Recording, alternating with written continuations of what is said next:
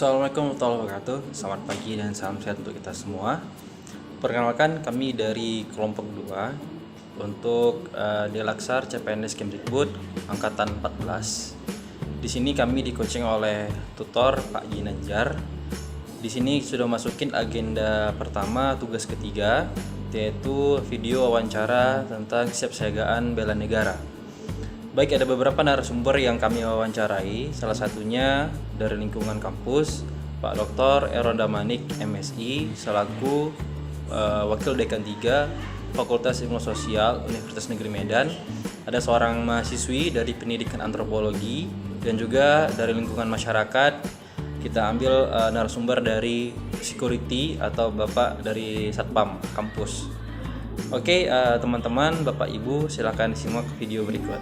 Terima kasih. Ini abdi negara itu harus tulus dan siap bekerja untuk bangsa.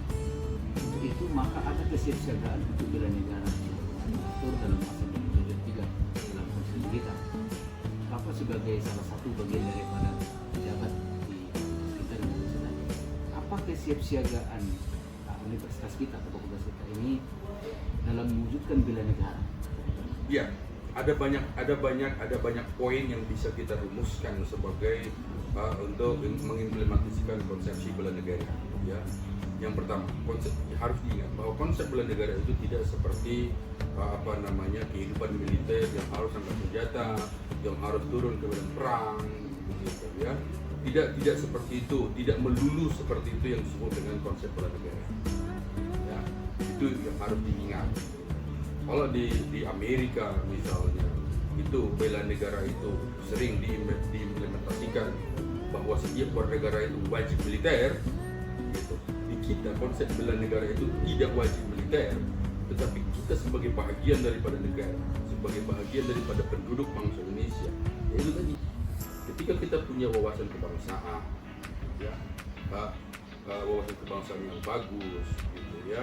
Ketika ada isu-isu nyeleneh dalam tanda petik katakanlah seperti itu, kita tidak ikut men-share itu di media sosial misalnya, juga tidak memberikan komentar miring misalnya, atau ikut memanas-manasi situasi misalnya. Bagi saya itu juga sebuah aktivitas bela negara. Itu yang pertama. Terus yang kedua, dalam lingkungan sosial kita di mana kita tinggal, ya, ketika ada fenomena bentrok misalnya, ya, terus juga ada ketika kita melihat mahasiswa kita juga tidak senang dengan belajar, membaca buku, ada yang narkoba, ada yang free sex dan lain-lain, ada yang miras, ada yang segala macam. Kita bisa menegur itu dengan baik, mengarahkan mereka ke arah yang lebih baik. Saya kira juga itu adalah bagian daripada konsep bela negara, gitu ya. Nah, konsep bela negara itu paling tidak kita sebagai aparatur sipil negara ataupun pegawai negeri sipil, legislasi PI, kita setia dengan janji kita sebagai PNS. Ya, di situ sudah dirumuskan setia dan taat kepada Pancasila, Undang-Undang 45 dari pemerintah yang sah, gitu. Itu juga sudah bahagian daripada konsep bela negara, gitu ya. Artinya apa bela negara itu? Kita tidak menjadi bagian daripada katakanlah orang-orang atau kelompok yang turut menciptakan disharmoni pada masyarakat, disintegrasi ataupun diskriminasi, gitu ya, intoleran, gitu ya. Nah, kita tidak menjadi bahagian daripada itu. Sepanjang kita bisa menormalkan diri kita berjalan pada pemikiran rel yang seperti itu, ya, kita sudah melaksanakan konsep yang disebut bela negara. Ya. Bagi saya seperti itu. Nah, saya sebagai seorang katakanlah di sini yang dipercaya sebagai wakil dekan 3, gitu. Nah, saya juga mengemban jabatan ini, amanah ini, ya, berlaku adil bagi semua orang. Nah, bisa kalian tanya mahasiswa hampir 2.600 mahasiswa di fakultas kita ini misalnya, saya tidak pernah melakukan diskriminasi kepada mereka. Ya, semua hak mereka saya salurkan, semua keinginan mereka sepanjang bisa saya afirmasi itu saya lakukan, gitu. Semua cara untuk mendukung prestasi mereka itu saya lakukan, gitu, sebatas kemampuan saya. Dan itu saya bisa katakan sampai sekarang itu hampir maksimal, ya, maksimal menurut kemampuan yang saya punya, gitu. Nah, ini yang harus kita saya kira itu penting untuk dipahami untuk ke depan. Ya, karena bagaimanapun kita dipercaya di kampus negeri, ya, segala sesuatunya yang ada pada kita pada hari ini adalah bagian daripada pemberian negara, ya, kepercayaan negara untuk melaksanakan tugas-tugas kepada masyarakat. Maka kita ini adalah saluran daripada aspirasi masyarakat. Spesifik tugas kita adalah mencerdaskan mahasiswa yang notabene mereka ini adalah bagian daripada masyarakat. Nah, ini saja kita jalankan dengan baik. Tidak mengajari mereka itu berdemonstrasi, tidak mengajari mereka itu untuk mengutamakan etnisitas, berunjuk rasa segala macam. Saya kira itu konsep daripada bela negara. Nah, jadi konsep bela negara itu kan cukup luas. Sepanjang dia mengarah kepada hal-hal positif dan konstruktif terhadap kebutuhan berbangsa dan bernegara, ini yang disebut dalam kajian-kajian ilmu sosial, ya, sebagai bela negara. Terima kasih Pak Iron. Oke, Sudah memberikan pemahamannya, bahwasanya kepada kami tentang wawasan kebangsaan dan bela negara. Terima kasih. Oke, ya. Selamat pagi, Anda. Kami dari kelompok 2 peserta laksar CPNS Golongan 3 Angkatan 14 ingin mewawancarai Ananda terkait dengan kesiapsiagaan bela negara. Menurut Ananda, bela negara itu seberapa penting sih? Menurut saya bela negara itu penting untuk seorang mahasiswa. Nah, di mana bela negara dapat kita lihat dari sikap masyarakat kita yang mencerminkan rasa cinta terhadap negara Indonesia. Jadi Ananda posisinya sekarang kan sebagai mahasiswa. Gimana sih sikap, tindakan atau upaya dari Ananda sendiri untuk melakukan bela negara ini?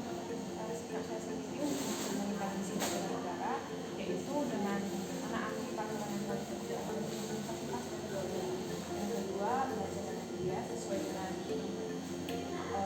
dengan yang telah dilakukan dari universitas dan negeri. Kemudian tepat waktu dalam perkuliahan, bersosialisasi dengan sesama tanpa membedakan ras, agama, serta saya rasa demikian.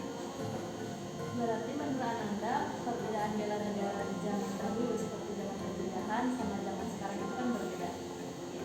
Kira-kira perbedaannya itu bagaimana? Menurut saya perbedaan bela negara di zaman saat penjajahan dan sekarang itu mungkin dari penjelasan penjajahan kan untuk sikap dan kita untuk mencerminkan rasa cinta terhadap negara itu dibatasi karena adanya penjajahan. Di era sekarang ini kan sudah ada kebebasan berekspresi, kebebasan berpendapat, maka tindakan bela negara zaman sekarang lebih mudah dan lebih dan peluangnya untuk direalisasikan di sana. Oke, baik. Terima kasih atas waktunya. Sekian dari kami. Saya ada pertanyaan sedikit kepada Bapak terkait bela negara. Menurut Bapak, apa sih makna dari bela negara?